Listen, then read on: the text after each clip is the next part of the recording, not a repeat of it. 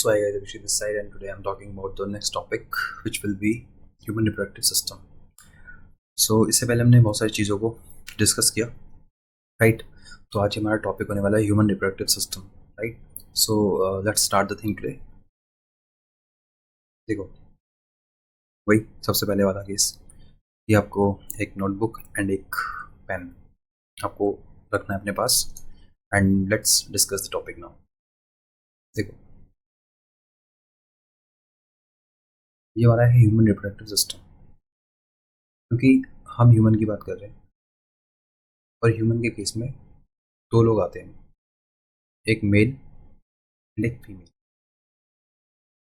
जो male reproductive system है, male reproductive system, वो डिफरेंट होता है फीमेल रिप्रोडक्टिव सिस्टम से, राइट?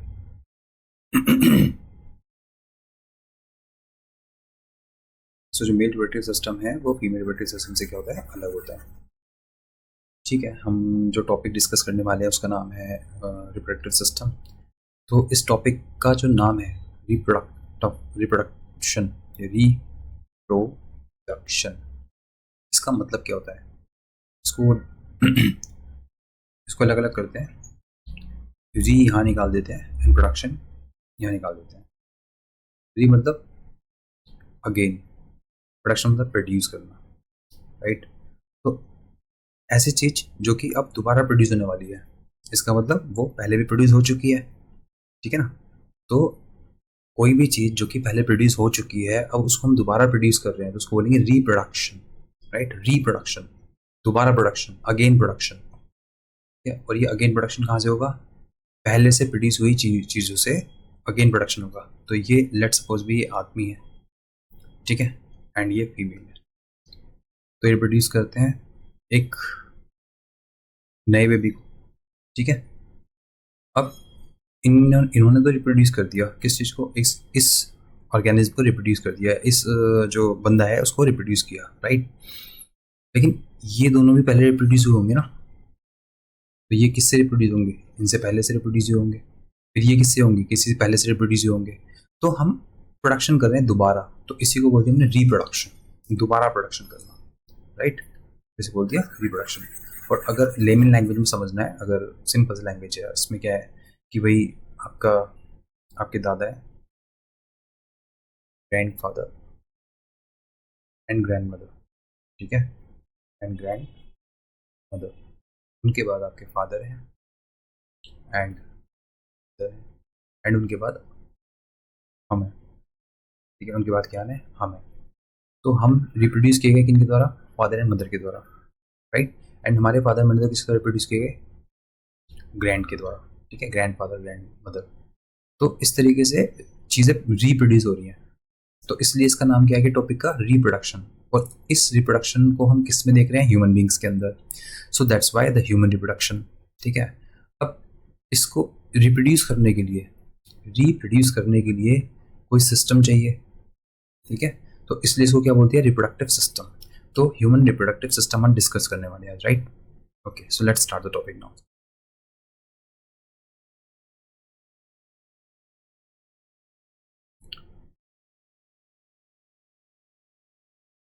सबसे पहले हम थोड़ा ब्रीफ कर लेते हैं, थोड़ा देख लेते हैं कि एक्चुअल में होने वाला क्या है. देखो, ये हमारा मेल रिप्रोडक्टिव सिस्टम, हम बात करेंगे इसके बारे में. अब ये है फीमेल रिप्रोडक्टिव सिस्टम, इसके बारे में बात करने वाले हैं. जो मेल रिप्रोडक्टिव सिस्टम है उसके अंदर हम मेल पेल्विस देखते हैं, हम सेमिनिवरस ट्यूब्यूल्स देखते हैं. नाम से मत घबराना अभी कुछ भी, ठीक है. जस्ट अभी देखो कि क्या क्या देखने को मिल रहा है आपको सामने. तो male pelvis, seminiferous tubules, spermatogenesis, fertilisation, right? Fertilisation, different stage growth of an embryo and then pregnancy and embryonic development, ये हो गया. फिर यहाँ पे क्या है? ये फीमेल रिप्रोडक्टिव सिस्टम है. Menstrual cycle, oogenesis, mammary glands, female pelvis, ठीक है. और हम आगे बारे बात करेंगे. तो let's start the topic now, ठीक है. हमने बस नाम डिस्कस किया कि एक्चुअल में क्या क्या नाम हो सकता है, simple. So let's start the reproductive system. जो रिप्रोडक्शन है, ठीक है, जो रिप्रोडक्शन है वो दो टाइप से हो सकता है. एक हो सकता है सेक्सुअल रिप्रोडक्शन, ठीक है, और एक हो सकता है ए सेक्शुअल रिप्रोडक्शन। जो सेक्शुअल रिप्रोडक्शन है उसमें दो पार्टनर की आपको जरूरत पड़ेगी, एक मेल एंड एक फीमेल। यहाँ पे सिंगल से ही काम चल जाएगा, राइट। तो जो सेक्सुअल रिप्रोडक्शन है उसमें आपको मेल एंड फीमेल पार्टनर की जरूरत पड़ती है, जबकि जो ए सेक्सुअल रिप्रोडक्शन है उसमें सिंगल से ही काम चलता है, राइट। सिंगल से ही रिप्रोडक्शन होता है। फॉर एग्जाम्पल देखो, अब ए सेक्सुअल रिप्रोडक्शन के बारे में देख रहे हैं क्या है। Asexual reproduction allow an organism to rapidly produce many offsprings without the time and resources committed to courtship, finding a mate and mating। क्या भाई ये कहना चाह रहा है सिंपल सा कि दो टाइप के रिप्रोडक्शन सिस्टम है हमारे पास, ए सेक्सुअल रिप्रोडक्शन है और सेक्सुअल रिप्रोडक्शन है। अब बताओ फास्ट कौन सा होगा, कौन सा फास्ट रिप्रोडक्टिव सिस्टम है, सॉरी कौन सा फास्ट रिप्रोडक्शन टाइप है, कौन सा वाला रिप्रोडक्शन का टाइप फास्ट है, सेक्सुअल या सेक्सुअल। तो सेक्सुअल रिप्रोडक्शन का टाइप जो है वो ज़्यादा फास्ट है। क्यों? कि इसमें मेल और फीमेल को ढूंढने की जरूरत नहीं पड़ती है कि मेल फीमेल को ढूंढेगा, फीमेल मेल को ढूंढने जा रही है एंड देन फिर मेटिंग हो रही है। तो वो सब वो नहीं है इसके अंदर, टाइम पास नहीं चलता। सिंपल सा एक पेरेंट है वही रिप्रोड्यूस कर रहा है, तो टाइम कंज्यूम हो जाएगा, ठीक है। टाइम कंजम्पशन होगा ना, टाइम बचेगा, और इससे ज़्यादा क्या होगा, मैं ज़्यादा क्या नाम है ऑफ स्प्रिंग्स पैदा होंगे। ऑफ स्प्रिंग मतलब बच्चे कह सकते हैं उनको, राइट। जैसे कि अब सपोज टू बी एक बैक्टीरिया है, भाई हमें पता है बैक्टीरिया कितनी जल्दी ग्रो करते हैं। एक बैक्टीरिया से कब थाउजेंड्स में मिलियंस में बैक्टीरिया हो जाएंगे पता भी नहीं चलेगा, ठीक है। तो इतनी तेजी से रिप्रोडक्शन रेट है बैक्टीरियाज का, राइट। क्योंकि अब बैक्टीरिया कैसे रिप्रोड्यूस कर रहा है, एसेक्सुअली रिप्रोड्यूस कर रहा है बैक्टीरिया। और ह्यूमन बींग्स का केस क्या है, अप्रोक्स 9 मंथ लगते हैं, अप्रोक्स 9 मंथ लगते हैं ना ह्यूमन बींग्स के केस में। तो देख लो 9 मंथ में तो पता नहीं कितने बैक्टीरियाज आ जाएंगे, और 9 मंथ में एक प्रेगनेंसी पूरी होती है, राइट। तो दिस द थिंग कि जो ए सेक्सुअल प्रोडक्शन है बहुत तेजी से बहुत फास्टर होता है as compared to sexual production, right. तो बस सिंपल से बताया, ए सेक्सुअल प्रोडक्शन अलाउ करता है ऑर्गेनिम्स को बहुत तेजी से प्रोड्यूस करने के लिए बहुत सारे ऑफ स्प्रिंग्स को। ऑफ स्प्रिंग्स मैंने बताया क्या होता है, बेबी कह सकते हैं, विदाउट द टाइम के, बिना टाइम के and resource committed to courtship, finding a mate and mating. तो मेट और मेटिंग को ढूंढने से बचाता है टाइम इस सेक्सुअल प्रोडक्शन के केस में। तो सिंपल से सुनना है सेक्सुअल प्रोडक्शन क्या होता है, क्यों फास्ट होता है, यू नो नाउ, राइट है। ओके, हाइड्रा प्रोड्यूस बर्ड्स, ठीक है। Starfish can regenerate an entire body from the fragment of the original body. ये कुछ फैक्ट बता रहा है कि भाई देखो जो हाइड्रा है, भाई हाइड्रा एक ऑर्गेनिज्म है, राइट। हाइड्रा क्या है, एक ऑर्गेनिज्म है जो कि कह रहा है कि प्रोड्यूस करता है बर्ड्स। लाइक ये आपका एक तरीके का स्ट्रक्चर हो गया, यहाँ पे बर्ड होगा, यहाँ पे कुछ इस तरीके से बर्ड प्रोड्यूस होगा, और ये बर्ड जो है वो पूरा का पूरा ऐसा स्ट्रक्चर बना देगा, ठीक है। यहाँ पे समझा देते हैं। यहाँ बोला हाइड्रा, तो हाइड्रा क्या करता है, हाइड्रा बर्ड फॉर्मेशन करता है। हाइड्रा क्या करेगा, बर्ड फॉर्मेशन, जिससे कि पूरा का पूरा ऑर्गेनिज्म डेवलप जाएगा। अब लेट सपोज मैं एक हाइड्रा बना देता हूँ, ये मान लो कोई हाइड्रा है, ऐसे स्ट्रक्चर कोई हाइड्रा है, यहाँ पे इसने बर्ड प्रोड्यूस कर दिया, ये एक उभराव है, एक बर्ड है, तो बर्ड प्रोड्यूस कर दिया, बर्ड को उभराव बोल दिया, बर्ड प्रोड्यूस कर दिया। अब ये बर्ड जो है खुद डेवलप होगा, बर्ड इस तरह दूसरा हाइड्रा बना देगा, ठीक है। दूसरा हाइड्रा बना देगा और इस बॉडी से डी अटैच हो जाएगा। तो हमारे पास कितना हाइड्रा हो गया, 2, ठीक है। तो यहाँ पे कोई मेल की जरूरत पड़ी क्या, यहाँ कोई फीमेल की जरूरत पड़ी क्या, नहीं पड़ी। तो इसे कहते हैं एसेक्सुअल रिप्रोडक्शन कह सकते हैं इसको, राइट। तो इसको बोलेंगे एसेक्सुअल रिप्रोडक्शन, सिंपल। अब स्टारफिश क्या करती है, ये आपकी स्टारफिश है।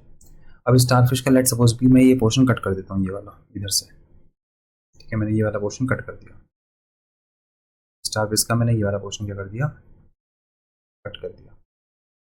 तो स्टारफिश के पास अपॉर्चुनिटी भगवान ने दी है कि वो रीजनरेट कर सकती है अपने पार्ट्स को।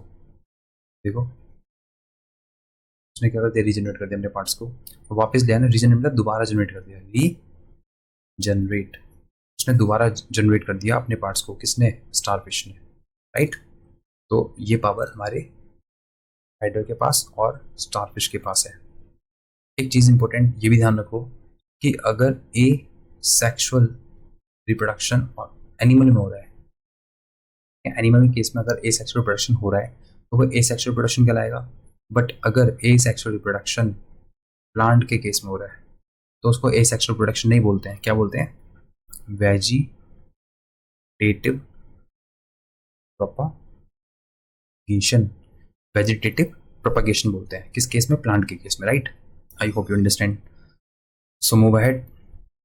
आगे बढ़ते हैं, सेक्सुअल रिप्रोडक्शन का केस पढ़ते हैं, इसको ही डिटेल में पढ़ने वाले, राइट।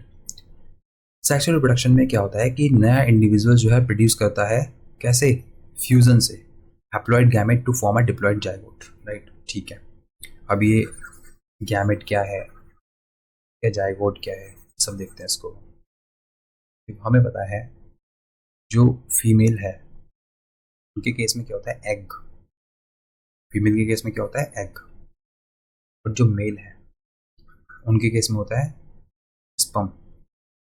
ठीक है, फर्टिलाइजेशन किसे कहते हैं, फर्टिलाइजेशन किसे कहते हैं, जब ये स्पर्म एग के अंदर एंटर कर जाता है तो उसे बोलते हैं फर्टिलाइजेशन। तो अब ये स्पर्म एग के अंदर एंटर कर गया, और ये देखो पूरा का पूरा स्पर्म एंटर नहीं करता एग के अंदर, बस ये हेड पार्ट जो है स्पर्म के अंदर स्पर्म का एंटर करता है एग के अंदर। तो अब यहाँ पे क्या है, ये फर्टिलाइज्ड एग है। कैसा है, क्या फर्टिलाइज्ड एग, कहने का मतलब ये कि जो स्पर्म इसके अंदर आ चुका है तो फर्टिलाइज्ड एग है, राइट। इस फर्टिलाइज्ड एग के बाद क्या बनता है, जाइगोट। क्या बनेगा, जाइगोट। और जाइगोट के बाद बनता है एम्ब्रियो, राइट। तो देखो क्या लिखा है कि सेक्सुअल रिप्रोडक्शन के केस में नया इंडिविजुअल जो है प्रोड्यूस होगा, कैसे, by fusion of haploid gamete to form a diploid zygote. तो ये हैप्लॉइड मतलब क्या कह रहा है कि ये जो हैप्लॉइड डिप्लॉइड है क्रोमोसोम नंबर की बात कर रहा है। अगर मान लो क्रोमोसोम नंबर 2n है, वो क्रोमोसोम कैसे बनाते हैं, ऐसे तो बनाते हैं, एक्स एक्स एक्स वाई। ये मेल का क्रोमोसोम है, ये फीमेल का क्रोमोसोम है, राइट। अब ये क्या डिप्लॉइड है, 2n डिप्लॉइड है, दो है ना, एक दो, 2n, एक दो 2n। बट इसको हम हैप्लॉइड करना तो क्या करना पड़ेगा, इसको अलग अलग करना पड़ेगा। एक एक्स इधर आ गया, एक एक्स इधर आ गया, एक एक्स निकल गया, एक वाई निकल गया। तो अब ये क्या है, ये हैप्लॉइड है एन, ये एन, ये भी एन, ये भी एन। तो फीमेल का एक एन और मेल का एक एन, ठीक है। स्पर्म में एक एन है और एग में एक एन है, ये एक एन मिलके क्या बना देंगे, 2n बना देंगे। तो जाइगोट कैसा होगा, जाइगोट होगा डिप्लॉइड। जाइगोट कैसा होगा, डिप्लॉइड होगा। जबकि जो एग कैसे होंगे, वो हैप्लॉइड होंगे, राइट। सो क्या कह रहा है, ये कह रहा है कि भाई आपका जो नया इंडिविजुअल है प्रोड्यूस होगा कैसे, फ्यूजन से। फ्यूजन मतलब जुड़ने से, किसके जुड़ने से, गैमेट के जुड़ने से। और गैमेट के जो हैप्लॉइड गैमेट के जुड़ने से फ्यूजन होगा और क्या बनेगा, डिप्लॉइड जाइगोट बनेगा। तो हैप्लॉइड गैमेट के जुड़ने से, अभी गैमेट क्या है, गैमेट क्या है, अभी जो मैंने बनाया था ना एग और स्पर्म, ये गैमेट है, ठीक है। तो एग एंड स्पर्म क्या है, गैमेट। इसको बोलते हैं सेक्स सेल्स। तो गैमेट्स को क्या बोलते हैं, सेक्स सेल्स, राइट। जब सेक्स सेल्स मिलती हैं आपस में, तो क्योंकि अगर मैं बात करूं मेल के केस में, तो मेल के केस पे स्पर्म है, स्पर्म में हैप्लॉइड है। फीमेल के केस में क्या है आपका, एग, एग भी हैप्लॉइड है। अब ये दोनों मिल जाएंगे तो इनका फर्टिलाइजेशन हो जाएगा और क्या बन जाएगा, 2n। मतलब जो जाइगोट बनेगा वो कैसा होगा, डिप्लॉइड होगा। जबकि ये दोनों कैसे हैं, हैप्लॉइड है। हैप्लॉइड मतलब क्या होता है, हैप्लॉइड मतलब होता है एन, सिंपल। और डिप्लॉइड मतलब क्या होता है, 2n। तो जाइगोट क्या है, 2n, और ये नॉर्मल क्या है, हैप्लॉइड है, एन, राइट। सिंपल समझ आ रहा है ना, बड़ी बड़े इजीली समझा रहा हूँ मैं, ओके। तो स्पर्म्स आर मेल गैमेट, ठीक है। जो स्पर्म है वो क्या है, मेल गैमेट, ये सबने पढ़ लिया। Sperm is a male gamete. जबकि ओवा और सिंगुलर को होता है फीमेल गैमेट होता है। तो ओवम या एग क्या है, फीमेल गैमेट। अच्छा, मैंने इसको एग बोला है, इसको आप ओवम भी बोल सकते हो या ओवा भी बोल सकते हो, राइट। डिफरेंट डिफरेंट नेम हो सकते हैं। तो ओवम बोलो सिंगुलर को, लेट सपोज बी कि यहाँ पे जो एग सेल लिया मैंने, एक लिया है, सिर्फ मैंने एक एग लिया है, तो उसको बोलेंगे ओवम। तो बोलेंगे ओवम। अगर मैं बहुत सारे एग सेल ले लूँ तो बोलेंगे ओवा, राइट। तो सिंगल बोलेंगे ओवम को और बहुत सारे बोलेंगे ओवा को, right. Okay. Meiosis produce cells that genetically distinct from each other. क्या, तो अब दो तरीके की चीजें आपके पास, एक है माइटोसिस, एक है मियोसिस। ये क्या, सेल डिवीजन के टाइप है, ठीक है। सेल डिवीजन के टाइप कौन कौन से होते हैं, एक होता है माइटोसिस और एक होता है, जो माइटोसिस होता है वो नॉर्मल कंडीशन में होता है, ठीक है, नॉर्मल कंडीशन में। और जो मियोसिस होता है वो रिप्रोडक्शन वाली कंडीशन में पाया जाएगा सिर्फ, ठीक है। जो माइटोसिस होता है उसमें जो क्रोमोसोम के नंबर होते हैं, क्रोमोसोम के नंबर जो होते हैं वो सेम रहते हैं, ठीक है। लेकिन जो मियोसिस होता है उसमें जो क्रोमोसोम नंबर होते हैं, जो क्रोमोसोम नंबर होते हैं वो क्या होते हैं, हाफ हो जाते हैं। जैसे अभी मैंने समझाया आपको, क्या समझाया मैंने अभी आपको, इसमें क्या हो गया,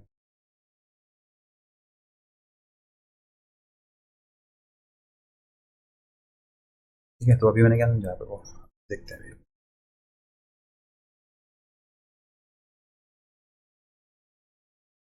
मैंने समझाया ना कि हम म्यूसिस की बात कर रहे थे कि अगर मान लो कोई सेल है, ये सेल दो में डिवाइड हो रहा है, एक सेल से दो डिवाइड हो रहे हैं, और इसमें जो 2n था, इसमें जो क्रोमोसोम नंबर था वो 2n था, इसमें भी 2n होगा और इसमें भी 2n होगा। तो ये है आपका माइटोसिस। क्या ये माइटोसिस। अब मियोसिस देखते हैं, ये कोई सेल है, ये दो में डिवाइड हुआ, फिर जो दो सेल थे फिर दोबारा दो में डिवाइड होंगे, इस तरीके से ये दोबारा दो में डिवाइड होंगे। तो ये n हो गया, ये n हो गया, ये n हो गया, ये n हो गया, ठीक है। तो यहाँ पे 2n था और यहाँ पे फाइनल क्या हो गया, n हो गया। तो इसका मतलब क्रोमोसोम नंबर कितने हो गए, हाफ हो गए ना क्रोमोसोम नंबर। तो ये बोल रहा है कि भाई जो मियोसिस है वो प्रोड्यूस करता है सेल्स यहाँ पे जेनेटिकली डिस्टिंक्ट होते हैं एक दूसरे से। जेनेटिकली मतलब जैसे ये होगा, ये इसके जीन जो है दो हैं, इसमें जो क्रोमोसोम नंबर है वो 2 है, दो क्रोमोसोम नंबर, लेकिन यहाँ पे क्या है, एक एक है। तो जेनेटिकली क्या हो गया, डिस्टिंक्ट हो गया ना एक दूसरे से, तो इसलिए बोलते हैं जेनेटिकली डिस्टिंक्ट। किस केस में, मियोसिस के केस में, सॉरी, ये माइटोसिस है और ये मियोसिस है, ये वाला।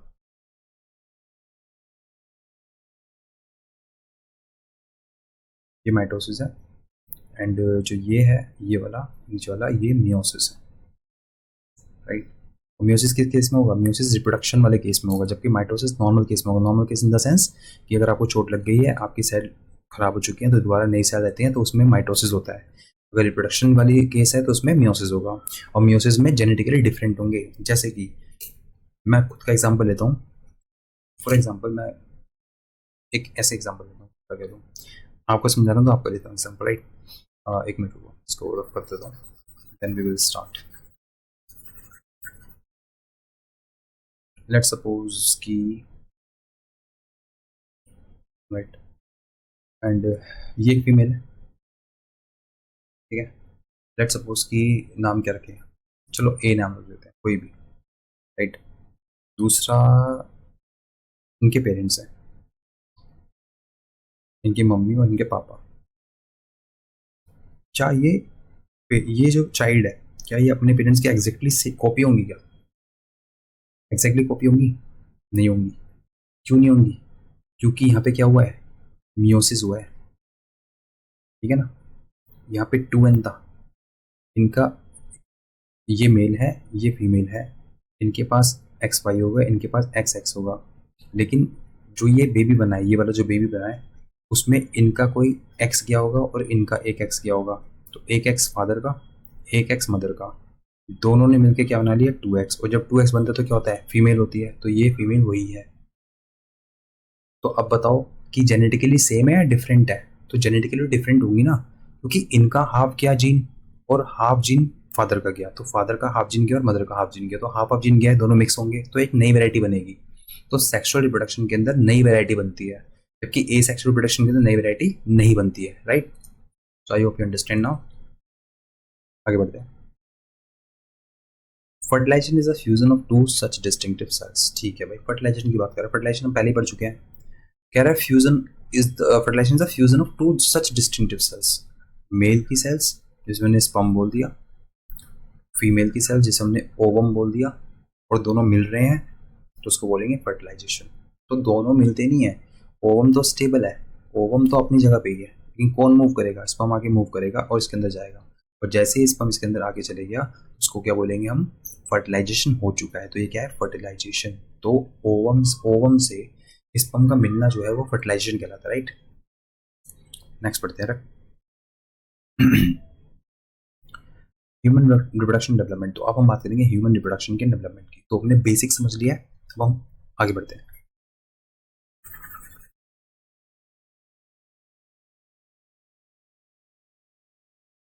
सो देखो, गोनेट्स, गोनेट्स क्या है, sex organs that produce gametes, right. तो यहाँ पे नाम दिया है गोनेट्स। गोनेट्स क्या, सेक्स ऑर्गन जो कि हेल्प करते हैं रिप्रोडक्शन में या इन्वॉल्व होते हैं रिप्रोडक्शन में, राइट। मेल की बात कर ले पहले, तो पहले हम किसकी बात करते हैं, हम पहले बात करेंगे मेल की। तो मेल गोनेट देखेंगे, मतलब मेल के सेक्स ऑर्गन की बात करेंगे। मेल के गोनेट्स का नाम क्या है, टेस्टिस, ठीक है, जो मेल होते हैं उनके जो गोनेट्स होते हैं उनका नाम क्या है? गोनेट्स मतलब सेक्स ऑर्गन। जो मेल का जो सेक्स ऑर्गन का नाम क्या है? टेस्टिस है, जो कि प्रोड्यूस करेगा स्पर्म को। ठीक है, तो कौन प्रोड्यूस कर रहा है? स्पर्म। टेस्टिस प्रोड्यूस कर रहे हैं स्पर्म को, and sperm is a and sorry, testis क्या प्रोड्यूस कर रहे हैं? स्पर्म को प्रोड्यूस कर रहे हैं, एंड और क्या प्रोड्यूस कर रहे हैं? मेल सेक्स हार्मोन्स को प्रोड्यूस कर रहे हैं, मेल सेक्स हार्मोन को प्रोड्यूस कर रहे हैं। इसका नाम क्या है? टेस्टोस्टेरोन। सो मेल, जो मेल सेक्स हार्मोन है उसका नाम क्या है? टेस्टोस्टेरोन है, राइट। कौन प्रोड्यूस कर रहा है? टेस्टिस। टेस्टिस स्पर्म को भी प्रोड्यूस कर रहे हैं, सिंपल। मेरा मेल, जो मेल गोनैड है वो प्रोड्यूस करे, वो टेस्टिस है, और टेस्टिस क्या प्रोड्यूस करेगा? टेस्टिस स्पर्म प्रोड्यूस करेगा, और टेस्टिस मेल सेक्स हार्मोन्स को प्रोड्यूस करेगा, राइट। आगे बढ़ते हैं। अब जिस तरीके से मेल का है पोर्शन गोनेड, उस तरीके से फीमेल का भी गोनेड होगा, राइट। तो फीमेल का सेक्स ऑर्गन क्या होता है? फीमेल का जो सेक्स ऑर्गन है उसका क्या नाम है? तो उसका नाम सिंपल सा ओवा है, ठीक है ना। तो ओवा, या फिर बोल सकते हैं एग, सिंपल। एंड ये क्या प्रोड्यूस करेगा? ये प्रोड्यूस करेगा female sex organ, female sex hormones, female sex hormones क्या प्रोड्यूस करेगा? फीमेल सेक्स हॉर्मोन्स प्रोड्यूस करेगा, राइट। आगे बढ़ते हैं। अब मेल रिप्रोडक्टिव सिस्टम के बारे में बात करेंगे। किसके बारे में बात करेंगे? मेल रिप्रोडक्टिव सिस्टम के बारे में। तो साथ male reproductive system, sperm production begins at puberty, ठीक है। प्यूबर्टी, प्यूबर्टी क्या होता है? तो प्यूबर्टी एक एज होती है। जब प्यूबर्टी एक एज होती है, दोनों में पाई जाती है, मेल में पाई जाएगी एंड फीमेल में भी पाई जाती है। जब मेल एंड फीमेल, जब मेल एंड फीमेल में डिफरेंट डिफरेंट चेंजेस आना स्टार्ट होते हैं, तो उसे बोलते हैं प्यूबर्टी की एज। लाइक कि मेल में बियर्ड आना स्टार्ट हो गई, मेल की जो वॉइस है वो थोड़ा पिच जो है वो आपका कम होने लग गया, साउंड वाइब्रेट ज़्यादा होने लग गई, राइट। एडम्स एप्पल आपको दिखने लग गए हैं, right. And then body muscles आपको दिखने लग गई है। तो ये सब क्या है? ये प्यूबर्टी एज के साइन है। अब फीमेल में ब्रेस्ट डेवलपमेंट हो गया, साउंड चेंज हो गया, वॉइस मतलब वॉइस चेंज हो गई, पिच जो है बहुत ज़्यादा हो गई, राइट। और आपका बहुत डिफरेंट डिफरेंट चेंजेस आ गए, मैंस्ट्रुएशन होने लगा। तो ये क्या है? आपका प्यूबर्टी एज है, किस केस में? फीमेल के केस में। सो आई होप यू अंडरस्टैंड कि अब हम बात कर रहे हैं मेल की, तो मेल की बात करते हैं। Sperm production begins at puberty, तो स्पर्म का प्रोडक्शन कब स्टार्ट होता है? प्यूबर्टी की एज में स्टार्ट हो जाता है, एंड कंटिन्यू रहता है throughout the life, life तक कंटिन्यू रहता है। तो ऐसा नहीं है कि बीच में रुक जाएगा, 60 ईयर्स के बाद रुक जाएगा, 70 ईयर्स के बाद रुक जाएगा, वो प्रोडक्शन लाइफ टाइम रहता है। तो प्यूबर्टी से स्टार्ट होता है प्रोडक्शन स्पर्म का, और वो कब तक हो सकता है? लाइफ टाइम तक हो सकता है, with several 100 million sperms being produce each day. तो हर एक दिन कितने स्पर्म प्रोड्यूस होते हैं? मिलियंस स्पर्म प्रोड्यूस होते हैं, राइट। कितने मिलियन? Several 100 million sperms. तो सिंपल। तो क्या पढ़ा मेल रिप्रोडक्टिव सिस्टम के अंदर? अभी जस्ट हमने पढ़ा स्पर्म प्रोडक्शन प्यूबर्टी के एज में स्टार्ट हो जाता है और कंटिन्यू होता है throughout the life, right. Once sperm forms they move into the epididymis. अगर एक बार स्पर्म जो है बन गया तो कहाँ मूव करेगा? Epididymis, and where they mature and are stored, ठीक है। तो लेट सपोज भी टेस्टिस, टेस्टिस में स्पर्म बना, एक बार स्पर्म बन गया तो कहाँ जाएगा? स्पर्म बनने के बाद कहाँ जाएगा? एपिडेडिमिस में जाएगा, एपिडेडिमिस में जाएगा। एपिडेडिमिस में ये क्या होगा? मैच्योर होगा, एंड क्या हो जाएगा? स्टोर हो जाएगा, ठीक है। तो एक सिंपल ध्यान रखना, टेस्टिस में स्पर्म बनाया, स्पर्म गया एपिडेडिमिस में, और वहां पे वो स्टोर हुआ और मैच्योर हुआ, सिंपल। एक्सटर्नल जेनाइटल्स क्या है? External genitals, external genitals, external मतलब बाहर, आउटर, जेनाइटल्स मतलब सेक्स ऑर्गन्स। तो बाहर जो सेक्स ऑर्गन्स है वो मेल की बात कर रहे हैं तो उसके मेल की बात करेंगे, ठीक है। तो मेल की बात करेंगे, मेल में क्या होता है? पेनिस, ठीक है। जबकि the female external genitals are collectively known as vulva. तो मेल का तो पता लग गया पेनिस होता है, लेकिन फीमेल के केस में जो एक्सटर्नल जेनाइटल है उसका क्या नाम है? उसका नाम है वुल्वा, VULVA, वुल्वा, ठीक है। और मतलब सब कुछ मिला के वुल्वा नाम है, राइट। सब कुछ मिला के वुल्वा नाम है। So female external genitals are collectively known as vulva, vulva, right. तो ये सिंपल समझ में आ गया। तो मेल में होगा सेक्सुअल सेक्सुअल ऑर्गन का नाम क्या होगा? मेल में पेनिस, एंड फीमेल में क्या नाम होगा? Vulva, okay. अब हम बात करेंगे किसके बारे में? सेक्सुअली ट्रांसमिटेड डिजीज, ठीक है। सेक्सुअली ट्रांसमिटेड डिजीज की बात करेंगे, STDs बोलते हैं इसको, क्या बोलते हैं? STDs। STDs, sexually transmitted disease, ठीक है, सेक्सुअली ट्रांसमिटेड डिजीज, ये अफेक्ट करती है सेक्स पार्टनर्स को, फीटस को एंड न्यूबॉर्न इन्फेंट्स को, ठीक है। तो ये ऐसी डिजीज होती हैं जो कि सेक्सुअल एक्टिविटी के दौरान फैलती है, ठीक है, ऐसी डिजीज जो कि सेक्सुअल एक्टिविटी के दौरान फैलती है, लाइक मल्टीपल पार्टनर्स, ठीक है, विदाउट प्रोटेक्शन सेक्स, तो ये सब फैलाती हैं चीज़ें। अब कौन कौन अफेक्ट होता है, तो सेक्स पार्टनर्स अफेक्ट हो जाते हैं, ठीक है, डिजीज होने के चांसेस होते हैं इनको, सेक्स पार्टनर्स को, फीटस जो बेबी है वो अफेक्ट हो सकता है, और जो नया हुआ जो नवजात शिशु जो आया है अभी दुनिया में नया नया, वो भी अफेक्ट हो सकता है इससे। तो ये रहा STDs. STDs are grouped into 3 categories, right. तो एसटीडीज को भी 3 कैटेगरी में डिवाइड कर दिया है। जो आपका सेक्सुअल ट्रांसमिटेड डिजीज है उसको भी क्या कितने पार्ट में डिवाइड कर दिया है, 3 पार्ट में। तो जो एसटीडीज है उसको भी डिवाइड कर दिया है 3 पार्ट में। क्या क्या पार्ट है, कैटेगरी 1 कौन सा, STDs that produce inflammation of the urethra, urethra के इन्फ्लेमेशन से, यूरेथ्रा के इन्फ्लेमेशन से जो डिजीज फैल रही है उसे बोलेंगे urethra inflammation of the urethra, epididymis, epididymis urethra का inflammation, epididymis cervix, right, then oviduct, right.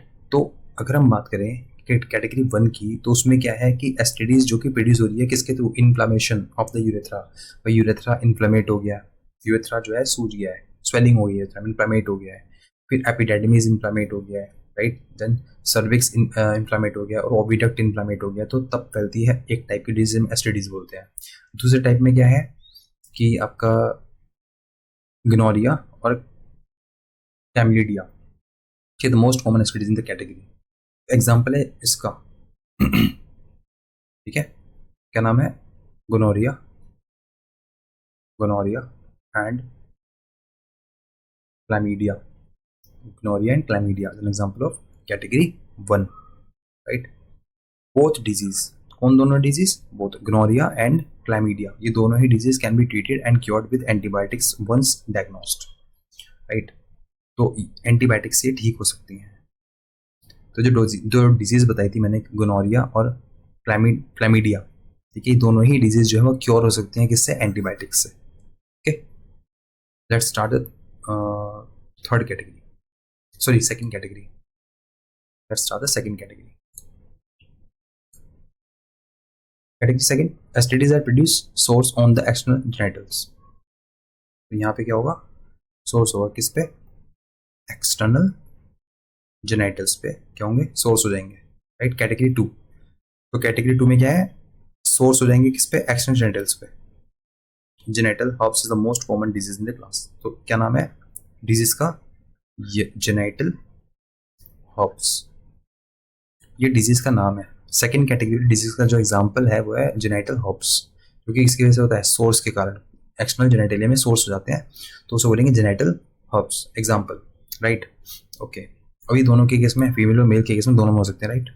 Symptom क्या है इसके, सिम्टम मतलब क्या दिखेगा, लेट सपोज भी मुझे बुखार हुआ है तो मेरे सिम्टम क्या है, तो मेरी आंखें थोड़ा रेडनेस होगा, और जो मेरा चेहरा उतरा हुआ होगा, और क्या नाम है जो मेरा टेम्परेचर है वो राइज होगा, सिंपल सी बात है ना। तो ये तो सिम्टम हो गए ना बुखार के। तो इस तरीके से अगर ये डिजीज होती है तो इनके सिम्टम्स क्या होंगे, सिम्टम्स ऑफ हर्ब्स, हर्ब्स के हम सिम्टम्स देख रहे हैं, can be treated by antiviral drugs. कैसे कर सकते हैं ट्रीट हम उसको, एंटीवायरल ड्रग देकर।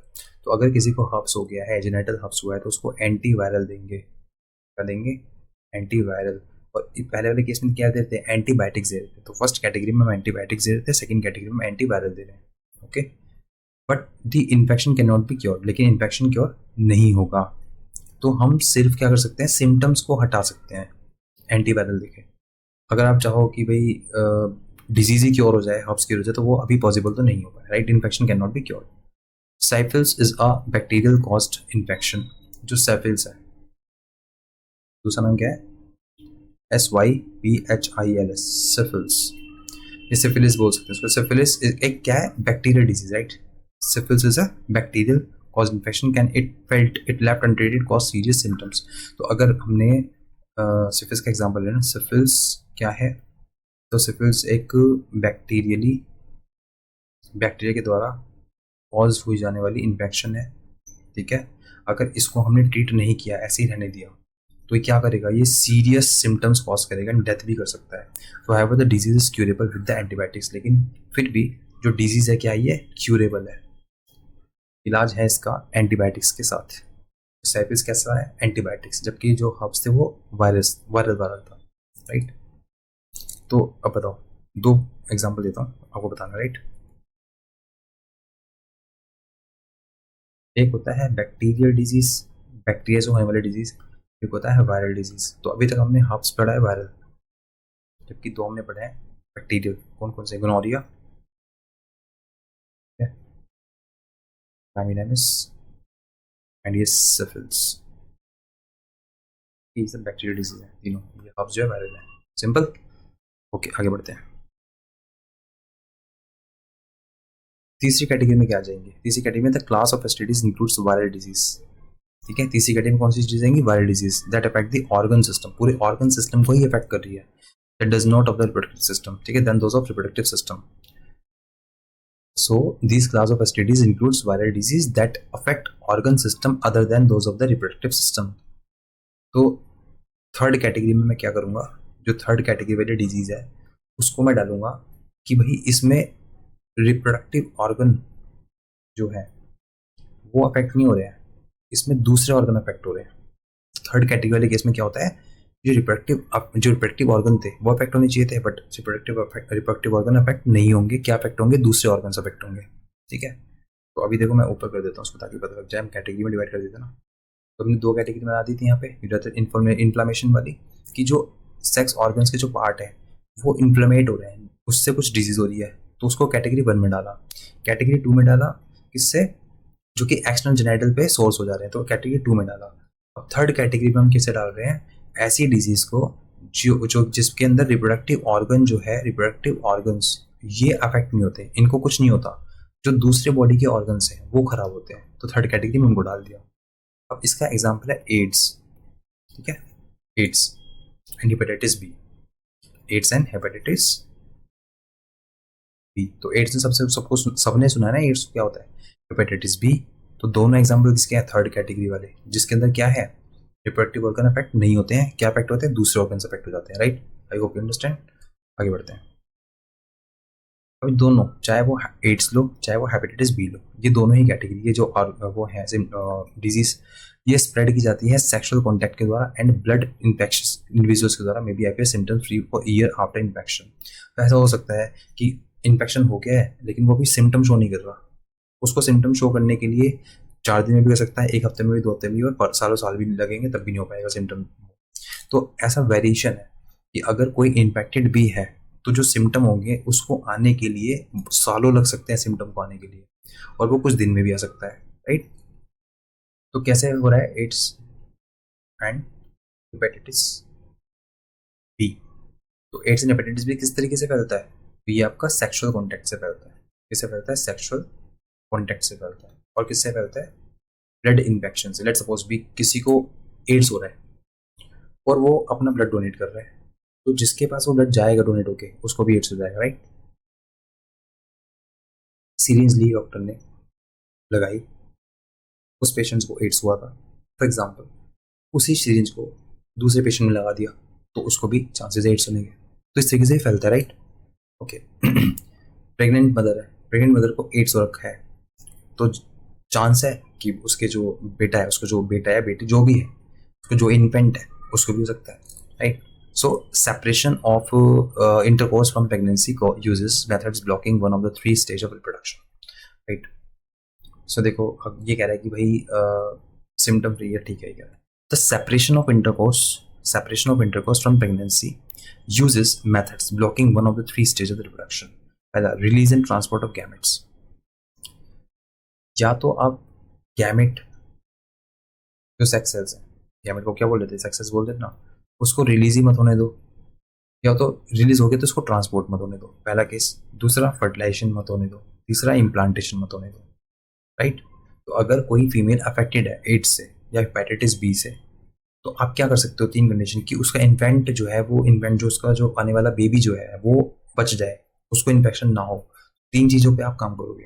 पहला कि गैमेट ही रिलीज ना हो, गैमेट रिलीज ना हो, सेक्स सेल्स रिलीज ना हो, चाहे वो ओवम हो रिलीज ना हो, चाहे वो एग हो वो रिलीज ना हो, ठीक है, वो स्पर्म रिलीज ना हो, तो आप वहाँ रोक सकते हो, ठीक है। फिर आप फर्टिलाइजेशन होने से पहले रोक सकते हो।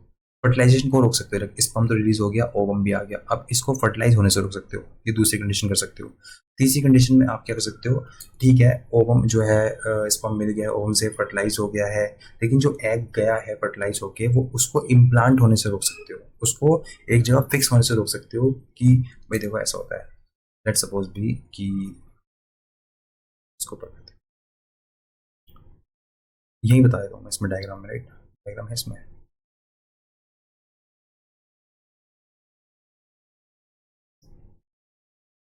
ऊपर ये डायग्राम शायद से ये रहा।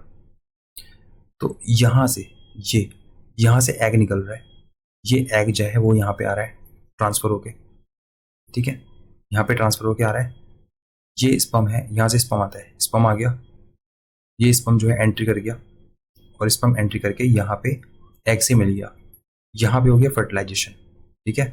अब ये फर्टिलाइजेशन से आगे बढ़ेगा, क्या होगा, जाइगोट बनेगा, और फिर जाइगोट बन के ये वाला लेयर है यहाँ वो एग इम्प्लांट हो जाएगा, मतलब यहाँ पे टिक जाएगा, यहाँ पे टिक गया। अब यहाँ पे ग्रोथ होते रहेगा होते रहेगा होते रहेगा, और यहाँ पे बेबी बन जाएगा, क्या बन जाएगा, बेबी बन जाएगा। और 9 मंथ के बाद जब प्रेगनेंसी पूरी हो जाएगी तब ये आउट आ जाएगा, राइट, बाहर आ जाएगा इस तरीके से।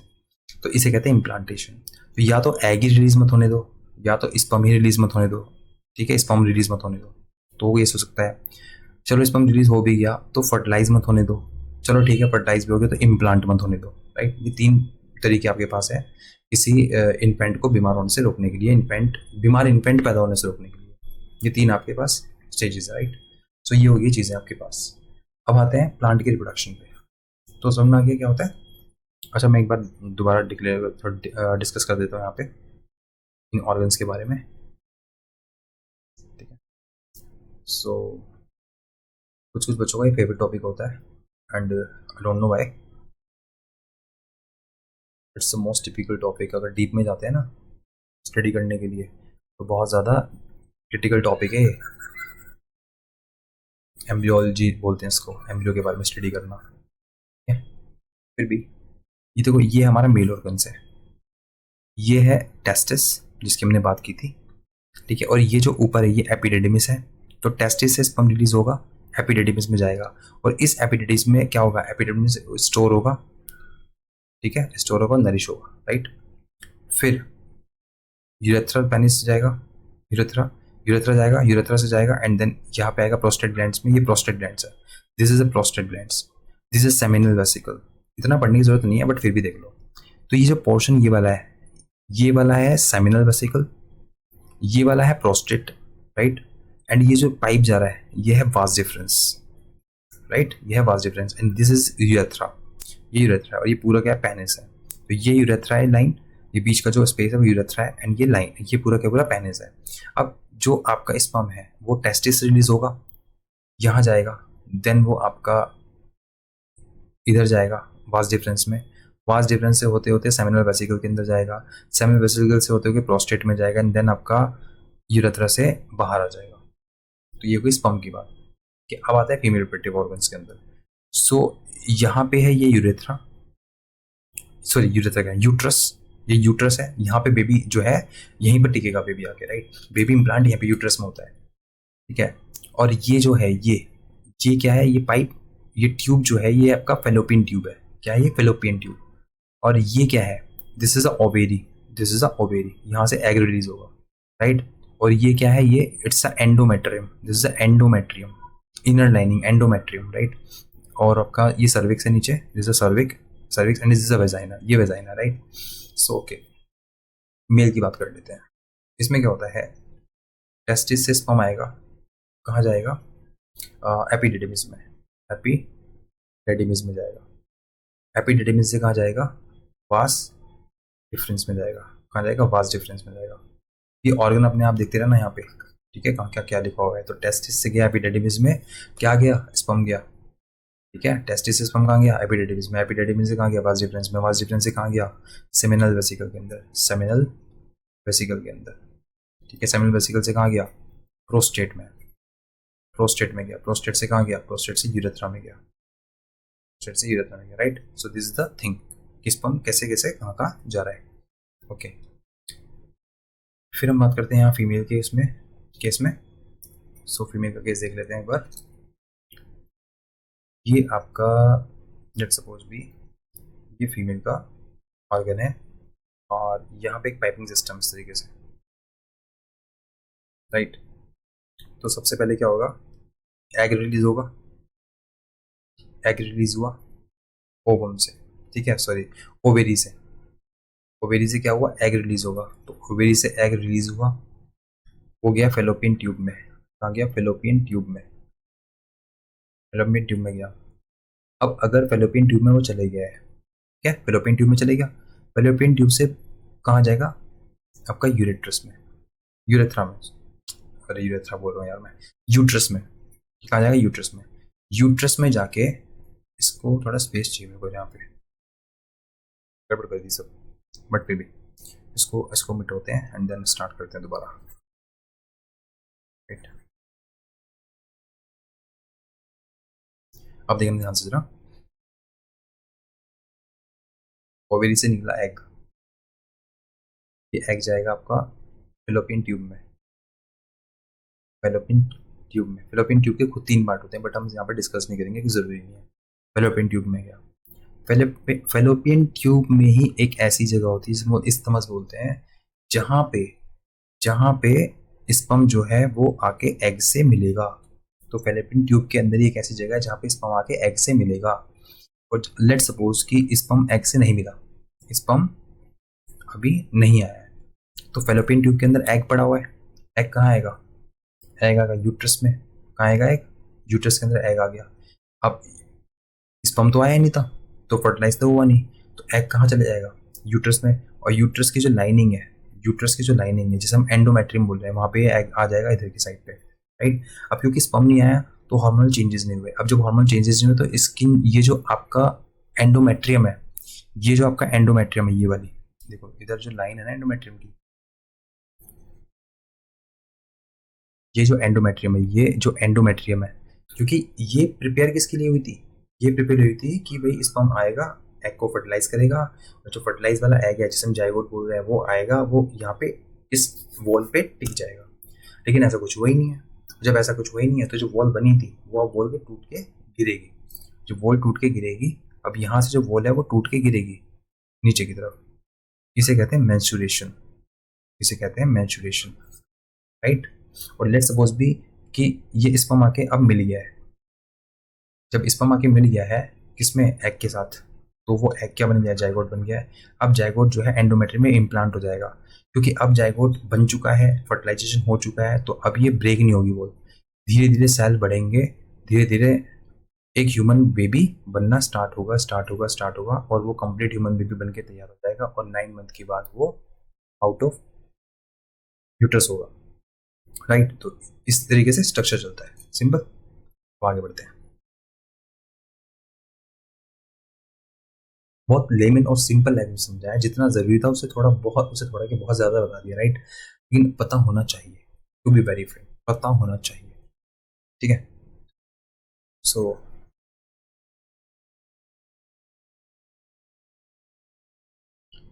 अब आते हैं प्लांट में रिप्रोडक्शन में। तो जिस तरीके से ह्यूमन में रिप्रोडक्शन हो रहा है उसी तरीके से प्लांट में भी रिप्रोडक्शन होता होगा, तभी तो एक स्पीसीज से दूसरी स्पीसीज बनती है भाई।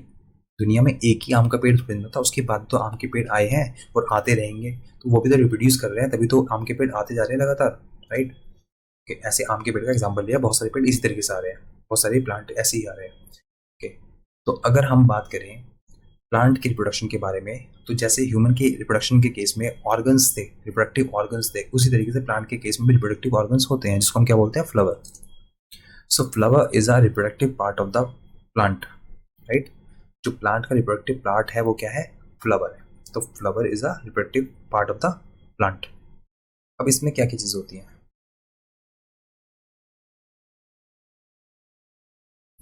इसमें मैंने अटैच नहीं किया गया यार, शायद डायग्राम रह गया लगाने के लिए, बट यहाँ पे मैं बना देता हूँ, कोई इशू नहीं है इतना। इसको रेड कलर से बनाते हैं।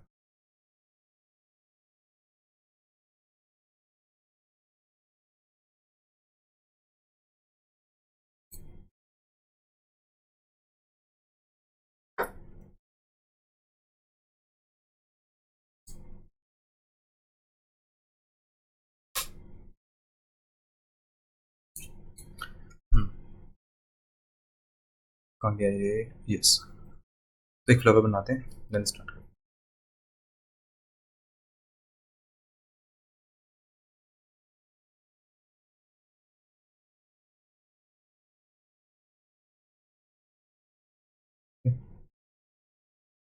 ये फ्लावर हो गया एक।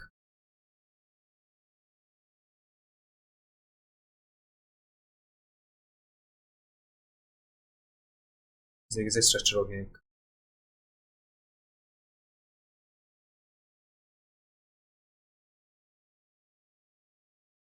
ठीक है, देखो नेमिंग कर देते हैं।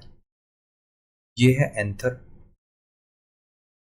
ये वाला जो पोर्शन, ये वाला जो मोटा वाला पार्ट है, ये एंथर है। ठीक है, और ये आपका छोड़ो, ये तो छोड़ो, ये आपका, ये जो ये है मटका जो दिख रहा है ना आपको, इस तरीके से मैं सेपरेट कर देता हूँ। ये जो पोर्शन है ये वाला, ये फीमेल रिप्रोडक्टिव पार्ट है। क्या ये फीमेल रिप्रोडक्टिव पार्ट है फ्लावर का? जबकि जो मेल रिप्रोडक्टिव पार्ट है वो ये वाला है, जो ये बनाया ना येलो कलर से, ये जो बनाया ये मेल रिप्रोडक्टिव पार्ट है। तो इसमें क्या है, मेल रिप्रोडक्टिव पार्ट को बोलते हैं स्टेमिन।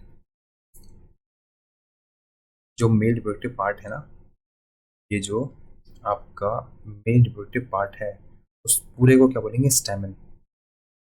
स्टेमिन दो चीज को कंसिस्ट करता है अपने अंदर, पहली चीज एंथर और दूसरी चीज फिलामेंट। जो लंबा सा देख रहे हो ये जो लंबी सी चीज है, ये स्टॉक, ये फिलामेंट है। क्या है ये? फिलामेंट। और ये क्या है? ये एंथर है, ये एंथर है। सिंपल। ये तो हो गया mail reproductive part of flower. अब बात करते हैं female reproductive part of flower की। तो this is a female reproductive part of flower. ये वाला पोर्शन जो है ऊपर वाला, ये स्टिग्मा है, ये स्टाइल है, और ये ओवेरी है, राइट? पोलन। और यहाँ पे अगर मैं दोबारा से बना दूँ तो ये आपका स्टैमन हो गया। तो ऐसा भी हो सकता है कि एक ही फ्लावर है, उसके ऊपर दोनों सेक्स प्रेजेंट है, फीमेल भी और मेल भी, राइट? तो उसे कहते हैं बाइसेक्सुअल। बाइसेक्सुअल, बाइसेक्सुअल, बाय मतलब दो, टू सेक्स मतलब सेक्स, दो सेक्स प्रेजेंट है एक ही फ्लावर, तो बाइसेक्सुअल फ्लावर हो गया। अब ऐसा भी हो सकता है कि कोई कोई प्लांट ऐसा होता है कि जिसमें खाली स्टेमन प्रेजेंट है फ्लावर के ऊपर, और दूसरे पे क्या प्रेजेंट है? स्टिग्मा। तो maybe it's a kind of thing, इसे कहते हैं unisexual flower. Unisexual flower, right? तो दिस द थिंग। वैसे फ्लावर नहीं बोलते, फ्ला बोलते हैं, फ्ला। But don't be a big अंग्रेज and then start the lecture again. So flowers are the reproductive part of the flowers of the stem in male and collectively termed as androsium. तो mail को क्या बोलते हैं? Mail को दूसरा नाम भी है, जो मेल रिप्रोडक्टिव पार्ट है फ्लावर का, उसे हम एंड्रोजियम भी बोलते हैं, एंड्रोजियम। और carpel, often the carpel is refers to as a pistil, the female part of the collective term is gynoecium. तो जो फीमेल पार्ट है, जो फीमेल पार्ट है उसको हम बोलते हैं गाइनोजियम, गाइनोजियम। और क्या बोलते हैं? पिस्टिल। और क्या बोलते हैं? Carpel, right? सिंपल। तो फीमेल वाले को कितने नाम दिए गए हैं? Gynoecium, pistil, carpel. Have a handbook and a pen with you. Okay, female में क्या है? Gynoecium, pistil and carpels, right? लेकिन आपका मेल में एंड्रोजियम कह दो या फिर स्टैमिन बोल दो। स्टैमिन के पास दो पार्ट होते हैं, हमने पढ़े हैं, राइट? ओके, तो ये आ गया वर्ड पोलन। क्या आ गया वर्ड? पोलन। तो पोलन क्या है? तो जो आपने ये बनाया स्टैमिन, ये आपने स्टैमिन बनाया ना ऐसा करके, स्टैमिन के दो पार्ट हो गए, फिलामेंट हो गया और एंथर हो गया। तो जो एंथर है, ये जो एंथर है, मैं इसको बड़ा करके बना रहा हूँ, ये एंथर रिलीज करेगा क्या? पोलन। रिलीज करेगा पोलन। तो हमने ह्यूमन मेल के केस में देखा था स्पर्म, और उस तरीके से प्लांट के केस में जो होता है वो होता है पोलन। ठीक है, तो pollen grain contain male gametophyte. तो जो पोलन ग्रेन है क्या कंटेन करता है? मेल गैमेटोफाइट, जिसे बोलते हैं माइक्रो गैमेटोफाइट। ठीक है, माइक्रो गैमेटोफाइट। तो जब भी माइक्रो आएगा, माइक्रो समझ लेना मेल से बात कर रहा है। ठीक है, माइक्रो मतलब मेल की बात कर रहा है। जबकि मेगा आएगा, जब भी मेगा आएगा तो फीमेल की बात कर रहा है, राइट? सो पोलन ग्रेन की बात कर रहे हैं हम यहाँ पर अभी। तो pollen grains are produced by meiosis of microspore mother cells. ठीक है, जो माइक्रोस्पोर मदर सेल्स होती हैं उसके अंदर मियोसिस होता है, जिससे कि क्या प्रोड्यूस होता है? Pollen grains that are located along the inner edge of the anther sac, और एंथर सैक कॉल्ड माइक्रोस्पोरेंजिया। तो सिंपल सी बात है कि इसको मैं रफ करता हूँ और इसको बड़ा इजी वे में समझा के देता हूँ आपको, राइट? ये मेरा एंथर है, एंथर है। दिस इज द एंथर, क्या ये एंथर। इस एंथर को इस एंथर को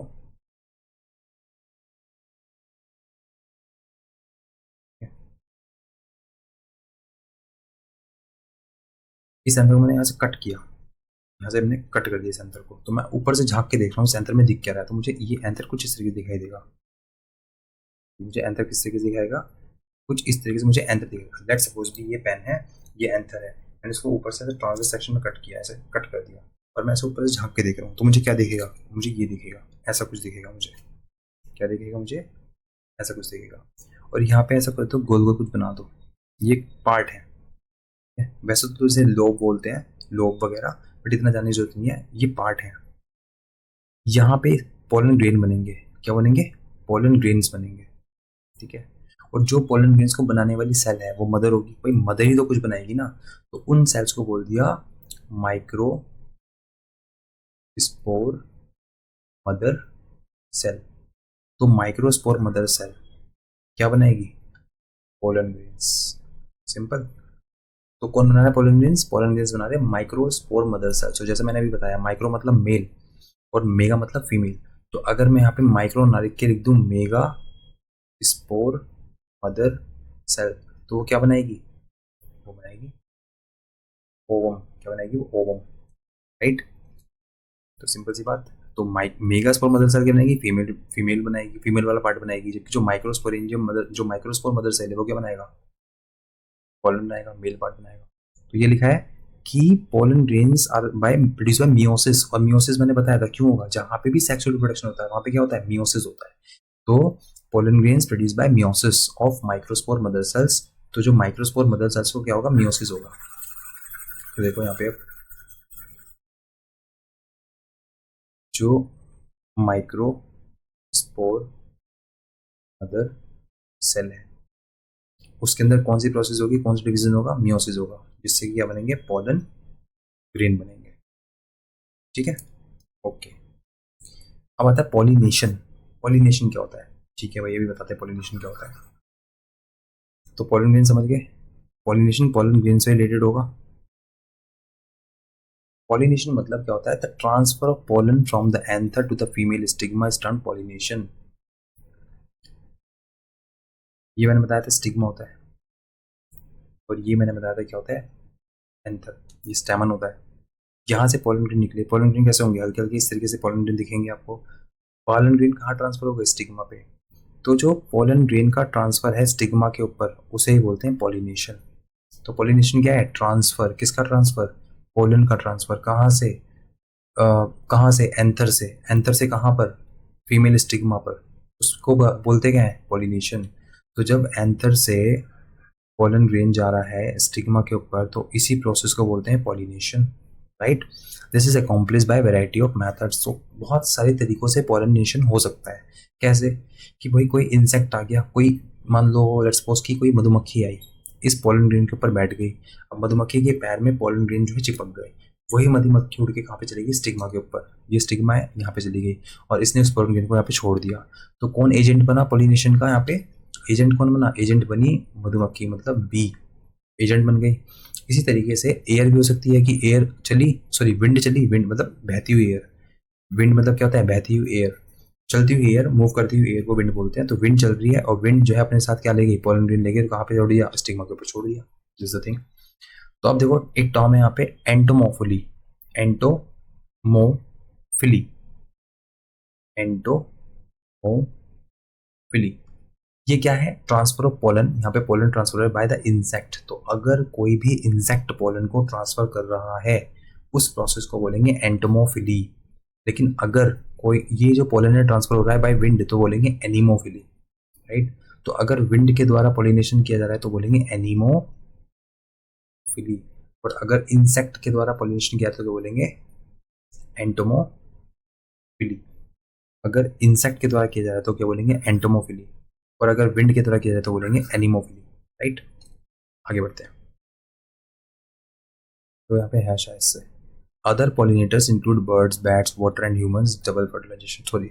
और दूसरे जो पॉलिनेटर्स होते हैं वो कौन सा, बर्ड भी पॉलिनेटर्स हो सकते हैं, बैट्स भी एजेंट हो सकते हैं पॉलिनेशन करवाने वाले, वाटर भी एजेंट हो सकता है और ह्यूमंस भी एजेंट हो सकते हैं, राइट।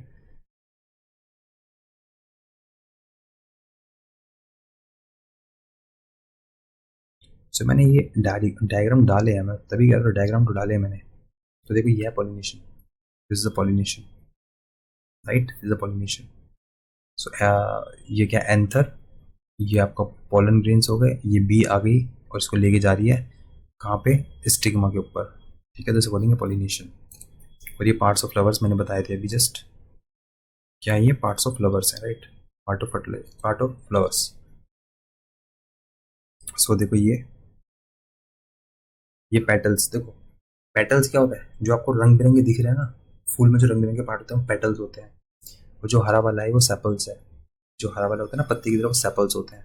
ये मैंने बताया स्टिग्मा होता है, ठीक है, सॉरी ये स्टिग्मा होता है, ये पूरा का पूरा क्या होता है, कार्पेल।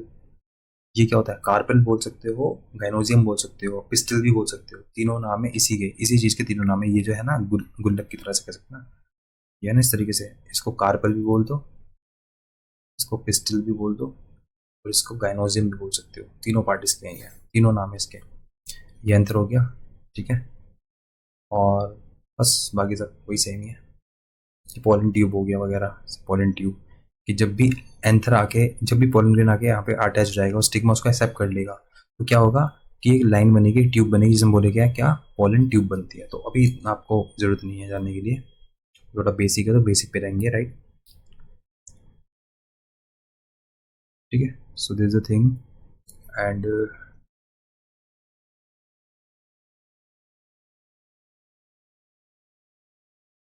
देखो ये क्या है, ये पोलन ग्रेन का स्ट्रक्चर है। ये आपका पोलन ग्रेन कुछ इस तरीके से दिखता है, देखो बस ध्यान रखना कि पोलन ग्रेन कुछ इस तरीके से दिखता है। अगर मैं पोलन ग्रेन ले लूँ छोटा सा, उसको मैं कट कर दूँ, मैं ऐसे देखूंगा ना, तो मुझे ये दिखेगा पोलन ग्रेन्स में, right. So this is the thing for today and next class में मिलते हैं, राइट।